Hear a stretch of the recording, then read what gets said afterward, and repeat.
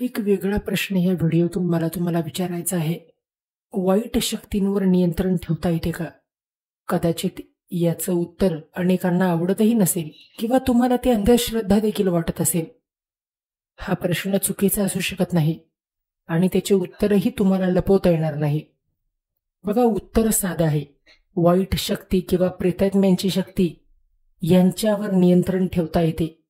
आता बरेच लोक आत्म्यांच्या अस्तित्वावर विश्वास ठेवत नाहीत, म्हणून त्यांच्यासाठी या प्रश्नाचं उत्तर इथंच संपतं. पण जर आत्मा किंवा भूत असेल तर ह्या दोन्ही आत्मा आहेत. आत्मा ही चैतन्य आहे, पण चेतनेसोबत शरीराचीही गरज असते. ज्याप्रमाणे कोणतेही सॉफ्टवेअर हार्डवेअर शिवाय निरुपयोगी आहे, त्याचप्रमाणे आत्मा देखील शरीरात कार्य करतो. त्यात त्याचे देखील वेगवेगळे फरक आहेत, परंतु इथे देणे घेण्याची आवश्यकता नाही.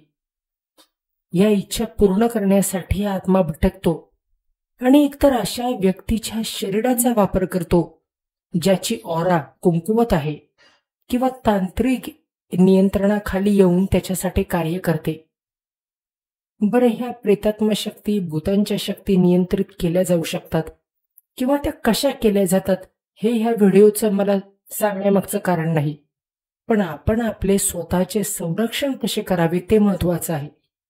आता याचं थेट उत्तर जर तुम्हाला द्यायचं झालं तर तुमची जी ऑरा आहे तिला मजबूत करा.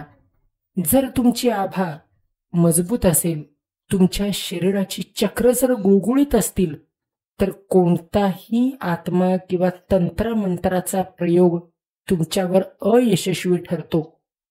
आता तेजोमंडल कसं मजबूत करायचं? सोपं आहे.